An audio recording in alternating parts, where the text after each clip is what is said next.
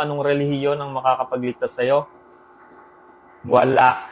Anong relihiyon ba ang maliligtas? Alam nyo mga kaibigan, mga kapatid, kahit anong galugad mo sa Biblia, ay wala kang makikita na ang isang relihiyon ay kayang makapagligtas sa isang kaluluwa man lang ng isang tao. Meron nag-upload ng ating video nung ginawa natin nakaraan sa topic na patungkol sa kaligtasan na ito ay hindi kayang makuha sa pamamagitan ng relihiyon, na kahit na ikaw ay may naanibang relihiyon, kung wala ka namang Kristo ay hindi yan yung makapagliligtas sa iyo. At ito yung ginamit niyang bersikulo na 1 Timothy chapter 3 verse 16 na ito daw yung relihiyon ng mga apostol. At ito yung version na ginamit niya. Hindi maikakaila na napakadakila ng hiwaga ng ating relihiyon. Siya ay nahayag sa anyong tao, pinatunayang matuwid ng espiritu at nakita ng mga anghel, ipinangaral sa mga bansa, pinaniwalaan sa sanlibutan at itinaas sa kaluwalhatian. Makikita natin na ang ginamit niyang version dyan yung magandang balita Biblia. Kaya alam nyo mga kaibigan, mga kapatid, mag-iingat kayo sa mga ginagamit yung version na Biblia.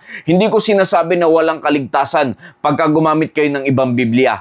Nga lang dahil sa mga iba-ibang translation ay nag-iiba-iba na rin yung mga meaning at salin ng Biblia. Now, tignan natin sa preserved and inspired Word of God. And without controversy, great is the mystery of godliness. God was manifest in the flesh, justified in the spirit, seen of angels, preached unto the Gentiles, believed on in the world, received up into glory. Ngayon doon sa version na kanyang ginamit na relihiyon, ang nakalagay po dyan sa preserved and inspired Word of God ay godliness. Ibig sabihin yung kabanalan. At yes, ang pinatutungkulan ng bersikulong yan ay walang iba kundi ang ating Panginoong Jesucristo na siyang Diyos na nagkatawang tao. Now, ang pakahulugan niya sa mystery of godliness ay itong mga ito: kabanalan, triskia, to bind, to tie, pagbibigkis, pagtatali, worshiping. Pinagrambol-rambol niya na dito yung meaning ng godliness. Pinagsama-sama niya na dyan yung triskia, pinagsama niya na dyan yung worshiping, to bind, to tie. Samantalang hindi po yan yung pakahulugan ng godliness po dyan. Dahil kahit tignan natin sa concordance,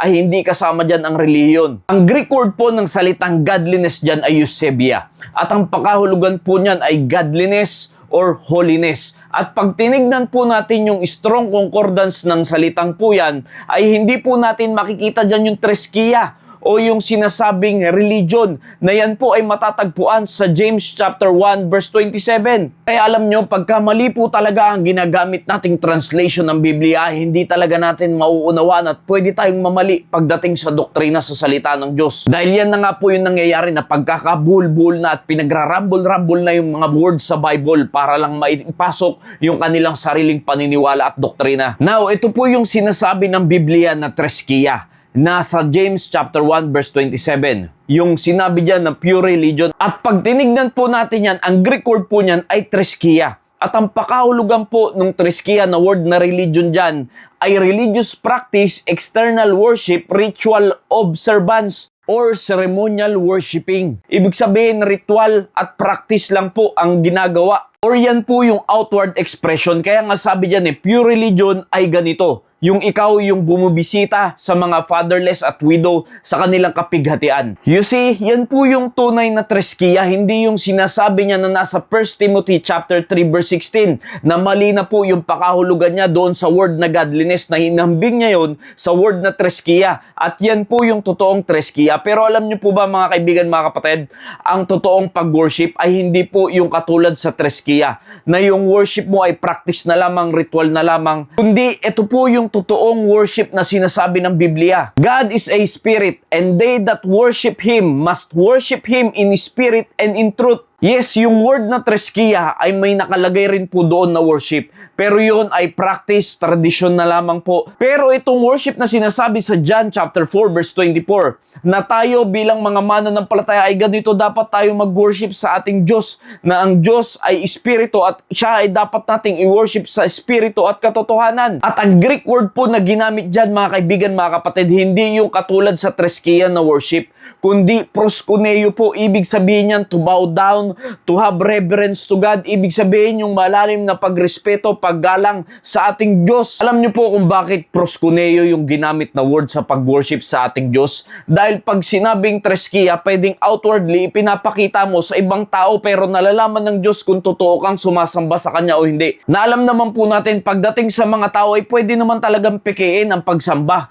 Pwede naman outwardly, pinapakita mo yan, pero inwardly ay mali yung puso at isip mo para sa Panginoon, para sambahin siya sa katotohanan at sa Espiritu. Kaya ang ginamit po dyan yung proskuneo dahil yan yung tunay na meron kang malalim na paggalang at pagrespeto sa pagsamba sa ating buhay na Diyos. Hindi katulad doon sa treskia. Kaya malinaw mga kaibigan, mga kapatid, hindi sa relihiyon maliligtas ang tao. Maliligtas ang tao kung ikaw ay merong relasyon sa ating Panginoong Jesucristo sa pamamagitan ng pananampalataya mo sa Kanya ng buong puso. Kaya alam niyo po mga kaibigan, mga kapatid, mag-iingat po kayo palagi sa inyong mga napapanood. Hindi porket yan ay nagbuklat ng Biblia, ng bersikulo ay tama na. Dahil tignan niyo po, pwede kayong maligaw sa mga ganyang klaseng tao na nangangaral sa social media na iniiba na yung pakahulugan pagdating sa Biblia. Kaya alam niyo po, mga kaibigan, mga kapatid, patuloy po kayong humingi ng karunungan sa Diyos sa pagbabasa ng Biblia at ang kaunawaan ay ibibigay sa inyo ng Diyos kung ikaw ay meron ng banal na spirito na tumatahan sa iyo dahil ikaw ay meron tunay na pananampalataya sa ating Panginoong Jesucristo. Nawa naging pagpapala po ang mensaheng ito. Maraming salamat po and God bless you all.